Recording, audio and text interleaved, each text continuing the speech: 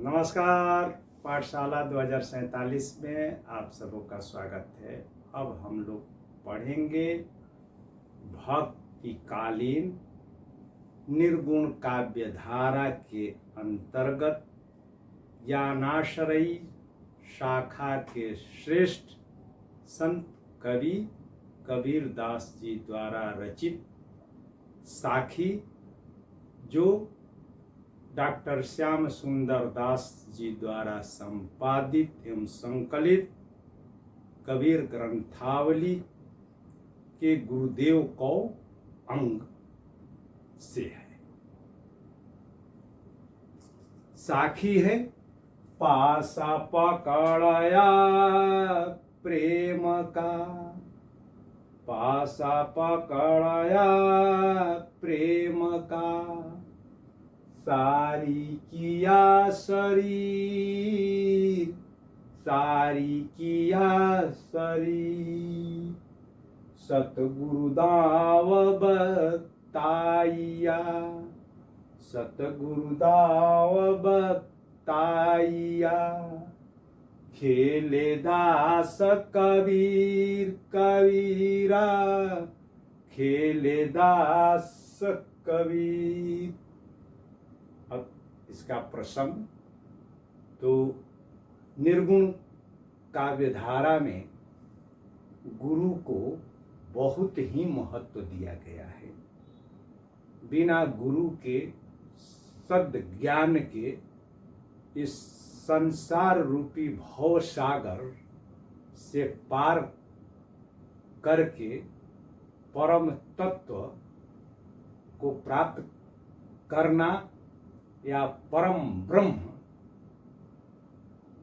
में अपने आप को विसर्जित करके आवागमन से मुक्ति पाना असंभव है। तो इस साखी में उसी गुरु के प्रति भक्ति निवेदित है।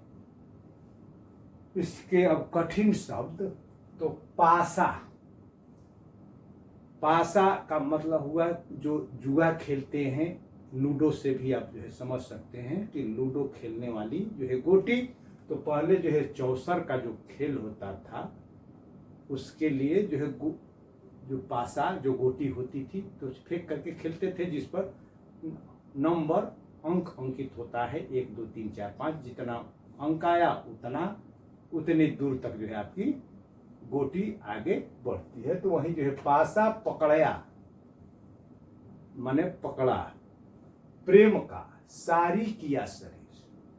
अब यहाँ पर सारी तो पासा तो हो गई गोटी, उसके बाद वो किसके लिए जो है तो जो खेल के लिए जो चौकोर खेल का जो उपकरण होता है, जो किताब नुमा जैसे कि लूडो के लिए जो लूडो की जो है गोटी को जो है चलने के लिए जो होता है, वही जो है बिसात भी, उस बिसात कहते हैं, वही बिसात सारी यानी कि बिसात है। सारी किया शरीर, शरीर का मतलब यह जो शरीर मानव शरीर। सतगुरु माने सच्चा गुरु। दांव, दांव का मतलब जो है चलने का तरीका कि कौन सी जो है गोटी किधर जो है बढ़ाई जाए, कितनी जो है बढ़ाई जाए बताइए। खेले दास कबीर, खेले यानी कि जो है खेल रहे हैं कौन, दास यानी कि जो है भक्त कबीर। अब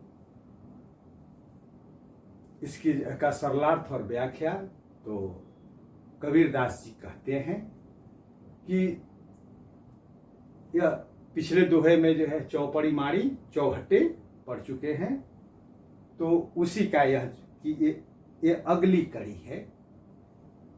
तो सदगुरु कबीरदास जी कहते हैं कि सदगुरु ने दाव बताया चौसर को जो है खेलने का नियम और तरीका सुझाया। क्या तरीका सुझाया कि जो है इस खेल को प्रेम पूर्वक जो है खेलना है। यानी कि जो भी खेल खेलते हैं हड़बड़ी नहीं मचाई जाती है, अकबकाते नहीं हैं, धैर्य के साथ, साहस और धीरज के साथ अपनी मन स्थिति को शांत रखते हुए जो है खेलते हैं, तब जो है विजय की संभावना बढ़ती है। तो वही जो है कबीरदास जी कह रहे हैं कि सतगुरु ने जो है खेल का नियम बताया और मैं खेल खेलने लगा और पासा पकड़ा प्रेम का, प्रेम के जो है प्रेम पूर्वक या प्रेम से जो है पासा को जो है पकड़ा और इस शरीर रूपी जो है बिछाई गई बिसात पर मैं खेल खेलने लगा। अब विस्तृत व्याख्या तो प्रस्तुत साखी में कबीरदास जी कहते हैं कि मैंने गुरु के द्वारा इस संसार रूपी माया के द्वारा फैलाए गए बाजार में जो उस माया ने चौसर का जो है खेल, यानी कि जो है इंद्रियों को जो है सम्मोहित करके अपने माया जाल से, माया जाल क्या है? मोह, ममता, मुद्रा, मत्स्य, मदिरा और मैथुन, पंचमकार, जिसको सिद्ध साधना में या निर्गुण साधना में लिया जाता है पंचमकार। तो उन पंचमकारों के माध्यम से इंद्रियों को उत्तेजित करके व्यक्ति को वह माया उत्तेजित कर देती है और जिसकी वजह से जो जुआ खेलने वाला है, यानी कि वह जो साधारण या आम मानव, उत्तेजना में वह जो है जुआ हार जाता है। मगर कबीरदास कहते हैं कि मैं इस जो है खेल को जो है खेल रहा हूं, माया के द्वारा इस शरीर रूपी जो बिसात जो है बिछाई गई है, शरीर में ही जो है पांचों इंद्रियां हैं और ये पांचों इंद्रियां ही उस माया के जाल में फंसती हैं। तो कबीरदास की ये इंद्रियां अब उसके माया के द्वारा फैलाए गए जाल में नहीं फंस सकती हैं, क्योंकि कबीर ने इन इंद्रियों को अपने वश में कर लिया है। कैसे? गुरुदेव के द्वारा बताए गए नियम और दाव के माध्यम से या उनके ज्ञान के बल पर। तो अब कबीर जो है हड़बड़ाने वाले नहीं हैं, वे जो है प्रेम पूर्वक उस प्रेम के जो है पासे को जो है पकड़ करके गुरु के द्वारा बताए गए दाव के अनुसार खेल रहे हैं। और जब गुरु के द्वारा बताए गए जो है नियम और तौर तरीके से अगर जो है वह खेल खेला जाए चौसर का, तो जीत स्वाभाविक है।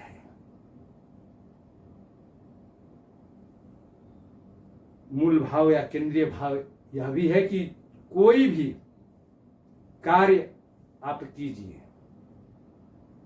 उस कार्य को प्रेम पूर्वक कीजिए तो सफलता की प्रतिशतता बढ़ जाती है। अब इसमें विशेष तो भाषा, तो कबीरदास की जो है भाषा के संबंध में तमाम टिप्पणियां मिलती है। आचार्य रामचंद्र शुक्ल जी उनकी भाषा को पचमेल और सधुकड़ी भाषा कहते हैं। श्याम सुंदर दास जी खिचड़ी भाषा कहते हैं, और यह कहते हैं कि कबीर की भाषा का निर्णय करना टेढ़ी खीर है। तो हजारी प्रसाद द्विवेदी कबीर की भाषा पर रीझ करके कहते हैं कि कबीर वाणी के डिक्टेटर हैं। और राम कुमार वर्मा कबीर की भाषा की सहजता और सरल ग्राह्यता के कारण इनको महाकवि सिद्ध करते हैं। मगर ऐसे जो गूढ़ अर्थ देने वाले या जिनमें जो है साधना से संबंधित प्रतीकात्मक शब्द आते हैं, तो राम कुमार वर्मा की यह उक्ति कि वे महाकवि हैं थोड़ा अटपटा लगने लगता है। तो मिश्रित भाषा है। स्वाभाविक है कि कबीर जो है पढ़े लिखे नहीं थे, मसीकागत छुओ नहीं, घुमंतु प्राणी थे, संत थे। जहां कहीं से उनको शब्द मिला, उनको अनुकूल लगा, अपने भाव को व्यक्त करने में उसे सहजता से ग्रहण करके अपनी बात उन्होंने कह दी। जैसे कि सारी शब्द, तो चूंकि वे जुलाहा थे, सारी को ही उन्होंने चौसर के लिए बिछाई गई जो है बिसात बना दिया, क्योंकि जो है साड़ी बीनने में या बीनने के बाद जो है रंगने में या रंग करके उसको सुखाने के लिए जो है पसारा जाता है, तो जो है सारी शब्द का जो है व्यवहार कर लिया। भाषा अलंकारमयी है। इसमें हम देख रहे हैं कि प्रेम को जो है पासा, प्रेम का पासा पकड़वा रहे हैं, और शरीर को विषाद के रूप में, शरीर की तुलना विषाद से जो है कर रहे हैं, और इस जीवन को जो है प्रेम पूर्वक खेला जाने वाला खेल कर रहे हैं। तो प्रेम का जो है पासा, शरीर की जो है तुलना सारी से, और प्रेम पूर्वक जो है खेला जाने वाला यह जीवन एक खेल है। तो इसलिए इसमें उपमा अलंकार है, उपमा अलंकार। और सांकेतिक भाषा भी है। और कबीर यहां पर जो है संत कबीर नहीं है, वरन जो है वे यहां पर दास हैं,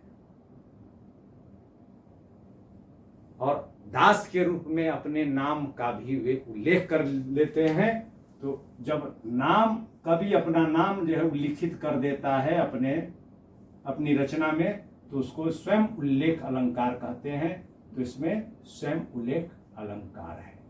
और यहाँ पर पासा पकड़या प्रेम का, यानी कि प की का जो है 3 बार लगातार व्यवहार हुआ है, और जब 2 बार होता है तो उसको छेकानुप्रास कहते हैं, और 3 बार होता है तो वृत्त्यानुप्रास कहते हैं। तो इसमें प का व्यवहार होने के कारण, 3 बार व्यवहार होने के कारण वृत्त्यानुप्रास अलंकार है। और साथ ही प प प की जो है 3 बार आवृत्ति होने के कारण एक लयात्मकता आ जा रही है, गीतात्मकता आ जा रही है, गीयता आ जा रही है, इसलिए श्रुत्यानुप्रास अलंकार है। और अंत में हम देख ही रहे हैं कि र की जो है आवृत्ति है, और जब अंतिम वर्ण की आवृत्ति होती है तो उसको अंत्यानुप्रास अलंकार कहते हैं। तो अंत्यानुप्रास अलंकार। अब रस, तो गुरुदेव के प्रति जो है भक्ति निवेदित है, इसलिए इसमें भक्ति रस है, जिसको शांत रस भी कहते हैं। और जब रस शांत होता है तो उसका स्थायी भाव श्रम या निर्वेद होता है, श्रम या निर्वेद। और जब रस भक्ति हो या श्रृंगार हो या करुणा हो तो उसमें माधुर्य गुण होता है। तो गुण माधुर्य है, रीति वैदर्भी और वृत्ति मधुरा है, मधुरा। और अन्यान्य में या इससे संबंधित मिलता जुलता दोहा या साखी या उद्धरण तो पहले पढ़ चुके। चौपड़ी माया चौहटे, तो उसका उल्लेख आप कर सकते हैं। आज भर इतना ही, फिर मिलते हैं एक नई साखी के साथ। तब तक इसको आप बार बार देखिए, सुनिए और अपने मित्रों के बीच शेयर और सब्सक्राइब कीजिए।